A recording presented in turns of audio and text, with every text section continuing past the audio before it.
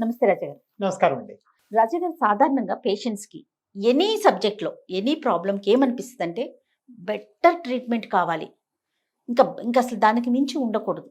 Plus ఒక్కసారి నేను doctor గారి దగ్గరికి వెళ్ళాను అంటే ఆయన నన్ను చూసారంటే నాకు పూర్తిగా తగ్గిపోవాలి. మళ్ళీ నేను విజిట్ చేయకూడదు. ఇలాంటి ఆలోచన ఒకటుంటుంది. ట్రీట్మెంటు నా లెవెల్‌కి తగినట్టు ఉండాలి. అంటే ఫైనాన్షియల్‌గా ఇలాంటి ఆలోచన. దీనికోసం చెక్ చేస్తూ ఉంటారు. ఎక్కడ ఈ ట్రీట్మెంట్ తక్కువగా ఉంటుంది? ఎక్కడ చేయించుకోవాలనేసి. మీ దాకా వచ్చేసరికి ఎక్విప్మెంట్ చాలా కాస్ట్లీగా ఉంటుంది. ఎందుకంటే నేను చాలా వీడియోలు చేశాను. క్రోర్స్‌లో ఉంటుంది. అది మన దగ్గర దొరికే ఎక్విప్మెంట్ కాదు. బయట నుంచి మీరు ఇంపోర్ట్ చేసుకుంటూ ఉంటారు.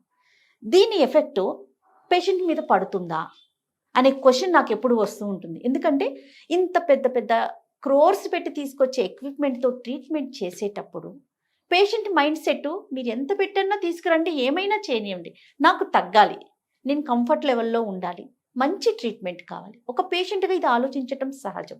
దీన్ని మీరు ఎట్లా బ్యాలెన్స్ చేయగలుగుతున్నారు? షూర్. సో ఈ సెకండ్ పార్ట్ ఫస్ట్ చెప్తానండి. ఫస్ట్‌ది కొంచెం ఎమోషనల్ ఆన్సర్. అంటే ఒక డాక్టర్‌గా 30 ఏళ్ళు ప్రాక్టీస్ చేసిన అనుభవంతో మళ్ళీ వస్తుందా రాదా అనేది అదొక topic. Let's get to that in a minute. Affordability గురించి ఫస్ట్ మాట్లాడదాం. అఫోర్డబిలిటీ అంటే ఫస్ట్ ఆఫ్ ఆల్ అండి, ఇది ఒక అపోహ. యాక్చువల్గా మా ప్రైసెస్ ఎక్కువ అనేది ఒక అపోహ. ఓకే, నిన్న ఒక పేషెంట్ చెప్తున్నారు. ఆ ఊరు పేరు కూడా చెప్పకూడదు నేను, ఎందుకంటే అదొక ప్రాబ్లం. వాళ్ళు గవర్నమెంట్ స్కీమ్లో వెళ్ళారు. అంటే గవర్నమెంట్ స్కీమ్లో మొత్తం అంతా ఫ్రీగా జరగాలి, రైట్? గవర్నమెంట్ స్కీమ్లో జరిగినప్పుడు అడ్మిషన్ అప్పుడు మొత్తం అంతా ఫ్రీనే అడ్మిట్ చేశారు. ఓకే. ఒక 3 hours తర్వాత ఎవరో ఒక ఆయన వచ్చారు, ఒక ఏజెంట్ వచ్చి, మీకు గవర్నమెంట్ స్కీమ్లో ఇన్ని దగ్గర కోస్తారు, మీరు ఒక సైడ్ నుంచి కొంత కట్టుకుంటే మీకు చేస్తామని చెప్పి. సో వీళ్ళు సైడ్ నుంచి కట్టిన ట్రీట్మెంట్ గవర్నమెంట్ స్కీమ్కి 3 రోజులు హాస్పిటల్లో ఉన్నారు వెరికోస్ చేయించుకొని. నా బిల్లు కన్నా 30% ఎక్కువైంది. And this is below poverty line person. Okay okay. So ఇక్కడ ఒకటి గమనించదగ్గ విషయం అంటే, నేను హాస్పిటల్ కరెక్ట్ తప్పు అనట్లా. నేను అనేది ఏంటంటే, మేము బండిల్ చేసాం ఛార్జెస్ని. సో అంతా ఒక దగ్గరకు తీసుకొచ్చాం.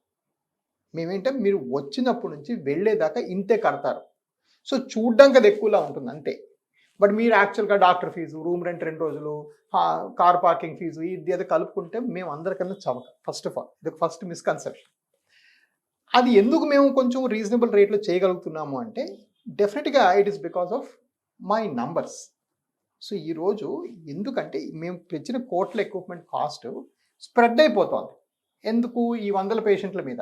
అంటే అంత ఎక్విప్మెంట్ అసలు నిజంగా అవసరమేనా? అబ్సల్యూట్లీ అవసరం. మీకు బెస్ట్ క్వాలిటీ ఎక్విప్మెంట్ లేకపోతే ఫస్ట్ ఆఫ్ ఆల్ డయాగ్నోస్ అవ్వదు సమస్య. ఓకే.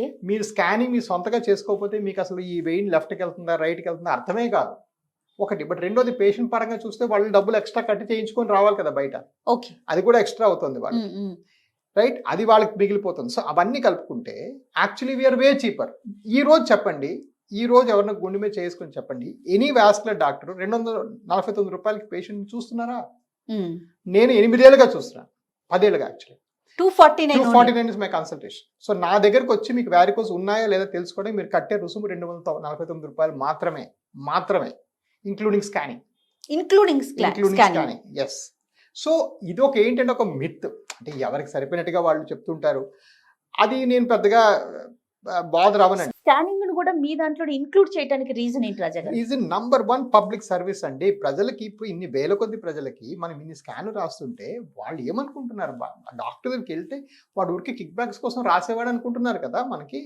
సో నేను ఆ వ్యవస్థని మొత్తం తారుమారు చేశాను. ఆ తారుమారు చేయడం వల్ల నాకు పాపులారిటీ వచ్చింది, కొంతమంది నాకు ఎనిమీస్ వచ్చారు, అది వేరే సంగతి. బట్ పాపులారిటీ డెఫినెట్గా వచ్చింది కదండి. ఇండియాలో ఇన్ని సర్జరీస్ ఎలా చేయగలుగుతున్నారు? బట్ ఒకటి అది లెస్ ఇంపార్టెంట్ రీజన్. ఇక్కడ మోర్ ఇంపార్టెంట్ అంటే అసలు ఆ డయాగ్నోసిస్ ఎలా ఎస్టాబ్లిష్ అవుతుంది మన స్కానింగ్ మనం చేసుకోకపోతే. ఇవాళ ఒక ఆయనకి 4 సార్లు స్కాన్ చేశాను, ఎందుకంటే ఆ కాలు నల్లగా ఉంది, నాకు వెయిన్స్ దొరకట్లేదు, రైట్? సో నేనే మళ్ళీ డౌట్ వచ్చి ఇలాగ మీకు ఎక్కడ అవుతుందండి? ఏ డయాగ్నోసిస్ సెంటర్కి వెళ్తే 4 సార్లు మీకు ఫ్రీగా స్కానింగ్ చేస్తారు? సో అదేంటంటే అదొక డీప్ అండర్స్టాండింగ్ కోసం కూడా చేసుకుంటున్నాం, రైట్? ఒకరికి ఆపరేషన్ చేసాం, మనం ఇందాక ఫస్ట్ మాట్లాడిన టాపిక్ ఉంది, మళ్ళీ వచ్చిన వాళ్ళు అందరికీ ఫ్రీగా స్కాన్ చేస్తున్నాను కదా, రైట్? సో మామూలుగా మీరు వేరే హాస్పిటల్కి వెళ్తే మీరు ఒక ATM మళ్ళీ వచ్చాయా, మళ్ళీ వెళ్ళి స్కాన్ చేస్తున్నాండి అంటారు. సో ఇవన్నీ కూడా ఏంటంటే ఈ వ్యవస్థలు ఇవన్నీ పెట్టింది యాక్చువల్గా సర్వీస్ కోసం, మీకు లైఫ్ ఈజీ అవ్వడం కోసం, మీరు తక్కువ డబ్బులు కట్టి బెస్ట్ ట్రీట్మెంట్ పొందడం కోసం. ఇక్కడ ఇంక గూఢార్థం ఏమీ లేదు. ఓకే, పోతే ఈ సక్సెస్ రేట్కి వచ్చామనుకోండి. ఎస్, నేను అదే అడుగుదాం అనుకున్నాను. Any subject of medical industry ఏదైనా సరే పూర్తిగా 100% ఎక్కడ వినలేకపోతాం, వాస్కులర్ వెయిన్స్కి సంబంధించి కూడా. కానీ పేషెంట్ ఎలా ఆలోచిస్తారంటే, నేను ఫస్ట్ అడిగినట్లుగా 100% ఎక్స్పెక్ట్ చేస్తారు మళ్ళీ రాకూడదు అని. పేషెంట్స్ ఒకవేళ సమ్ కేసెస్ సమ్ ఇష్యూస్తో మళ్ళీ వచ్చినప్పుడు మీ మనసు అంటే మీకు పర్సనల్గా ఎట్లా అనిపిస్తుంది? రైట్. సో ఇది చాలా మంచి ఎమోషనల్ క్వశ్చన్ యాక్చువల్గా. ఎందుకంటే ఫర్ ఎగ్జాంపుల్ ఇప్పుడు చూసామనుకోండి, ఈ వ్యవస్థ ఈ 10 ఏళ్లలో ఇంత గ్రో అవడం కారణం ఏంటి? టీవీ షో కాదు, టెక్నాలజీ కూడా కాదు, వర్డ్ ఆఫ్ మౌత్. మీరు తగ్గిందని ఈయనకి చెప్తున్నారు, ఈయన తగ్గిందని ఆయన చెప్తున్నారు. ఎగ్జాక్ట్లీ రాజా గారు, సూపర్. సో అది నాకు కావాలనుకోవడమే నా శ్రేయస్కరం కూడా. సో 100% మీకు తగ్గాలనుకోవడం నాకే మంచిది, మీకు కూడా ఎలాగో మంచిది, నా వ్యవస్థ కూడా వ్యాపిస్తుంది కదా. దాంతోపాటు ఇమాజిన్ 100 మంది తగ్గిపోయి మరొక 100 మంది చెప్తే నాకెంత బెనిఫిట్ అవుతుంది? మీ క్రైటీరియా పెరుగుతుంది కదా. సో అఫ్ కోర్స్ నా ప్రయత్నం మీకన్నా ఎక్కువ ఇది 100% తగ్గడానికి, రైట్? అందుకే కదా నేను ఇంతమందికి ఎవరైనా తగ్గలేదు అని 1% డౌట్ వచ్చినా మళ్ళీ ఫ్రీగా స్కాన్ ఇవన్నీ చేసి చెక్ చేస్తుంది దేని గురించి? సో దట్ నా సక్సెస్ వ్యవస్థ పెరగాలని కదా. సో మనసా వాచా పూర్తిగా పరిపూర్ణంగా నేను మీకు తగ్గాలని కోరుకునేవాడిని మీకన్నా నేను ఫస్ట్, 100% అవ్వాలని కోరుకునేవాడిని నేను ఫస్ట్. కానీ మనకు పడిన పాచకం అన్నిసార్లు 6-8 పడదండి, అది ప్రాబ్లం. ఓకే, మనకి డైస్ మనం రోల్ చేసే డైస్ ఆ రోజు పడిన నంబర్తో నడుపుకోవాలి. మీరు సపోజ్ 10 ఏళ్ళుగా 8 ఏళ్ళుగా పుండుతో సఫర్ అవుతున్నారు అనుకోండి, మీ సక్సెస్ రేట్ 85 మాత్రమే. ఓకే, మీరు ఓవర్ వెయిట్ ఉన్నారనుకోండి, మీ సక్సెస్ రేట్ 90 మాత్రమే, రైట్? అంటే 10%లో మళ్ళీ వస్తుంది, నేను కాదు బ్రహ్మ దేవుడు చేసినా వస్తుంది. బట్ ఈ 90 10 కన్నా ఎక్కువ కదా, అందుకు చేస్తాం. సో దీన్ని రిస్క్ బెనిఫిట్ అనాలిసిస్ అంటాం. ఇది చేసుకుంటే బెనిఫిట్, ఇది చేసుకునే రిస్క్ కన్నా ఎక్కువ కాబట్టి చేస్తున్నాం. మేము ఒకసారి కూడా మేము హాల్మార్క్ జ్యువెలరీ షాప్ అండి, ఇది 916 కాకపోతే మీరు మీ డబ్బులు వెనక్కి ఇచ్చేస్తామని ఒకసారి కూడా అనలేదు ఎవరికి కూడాను. ఇది ఒక వ్యవస్థ, ఇది ఒక మెడిసిన్, మీకు ఒక బాడీ మీద మనం ఒక ప్రొసీజర్ చేసినప్పుడు ఆ బాడీ మన ఎంత తట్టుకుంటుంది, మనం చేసేది ఎంత బాడీకి బాగవుతుంది. So there is what does operation do to the patient, what does patient do to the operation, రెండు కూడా ఫ్యాక్ట్సే కదా. ఓకే. సో ఇది కొంతమంది 98% మందికి ఇది అర్థమవుతుంది. 1 or 2% ఏంటంటే చెప్తే వింటారు, రేర్గా 0.5, 0.1% అంటే విచక్షణ రహితంగా అరుస్తూ ఉంటారు. అది కరెక్ట్గా.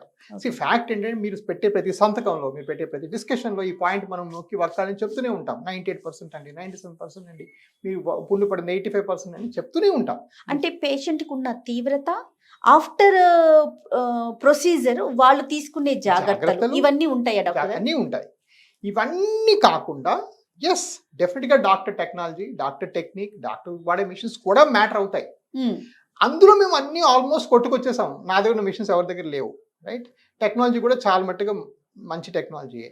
అండ్ ఇవన్నీ కూడా ఎందుకు బాబు, నేను ఒకటే ఫీల్డ్ నమ్ముకొని నేను ఇంతమందికి బాగు చేశాను కదా, నా పేరు వీళ్ళ దగ్గర వెళ్ళడం నాకు చాలా ఇంపార్టెంట్.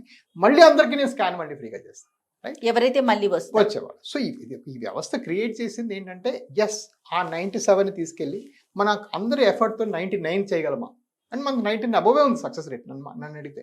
ఓకే, సో ఇంకా మనం దాన్ని ఎట్లా క్వాలిటీ ఇంప్రూవ్మెంట్ అనేది కంటిన్యూస్ ప్రాసెస్. సో ఈ కంటిన్యూస్ ప్రాసెస్లో ఆ చక్రం తిరుగుతున్నప్పుడు అలా మనం వెళ్తూనే ఉన్నాం, రైట్? బట్ ఇది అంటే ప్రజలు ఎవరైనా నేను చెప్పదలుచుకుంది అంటే, నేను మీకన్నా ఎక్కువగా మనస్ఫూర్తిగా మీకు తగ్గాలని కోరుకునేవాడు నేను, ఇంకా మీకన్నా ఎక్కువ. నా స్వలాభం కోసం కొంత, మీ లాభం కోసం కొంత. బట్ డెఫినెట్గా my reasons are very very strong to wish your welfare, right?